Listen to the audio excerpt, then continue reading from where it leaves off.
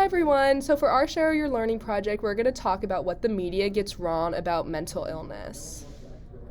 So these are some of the inaccuracies that the media portrays. So they emphasize criminality, unpredictability, and dangerousness of the people with mental illnesses. And then they portray the reactions to the mental illnesses to include fear, rejection, and ridicule.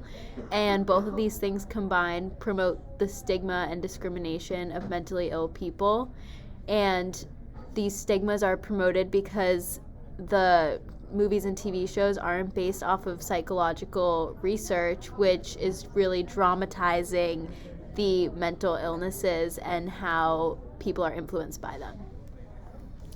So these are the two examples that we wanted to talk about. These are movies that we've both seen and that many of you have probably seen as well. So the one on the left is Silver Linings Playbook.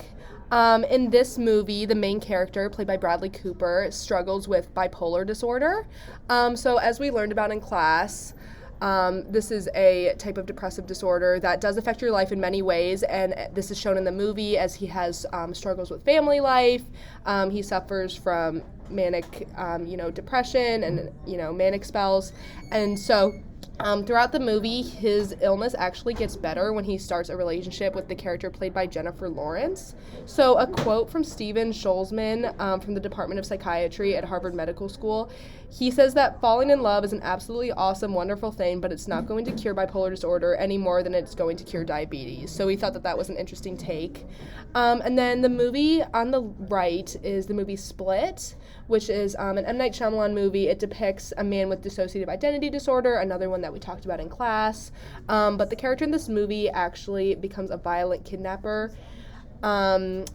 A study done by the International Society for the Study of Trauma and Dissociation found that of the 173 people with dissociative identity disorder in their study, only 3% were charged with an offense, less than 2% had been fined, and less than 1% were jailed over a time period of 6 months. In fact, people living with DID are more likely to hurt themselves than to hurt others.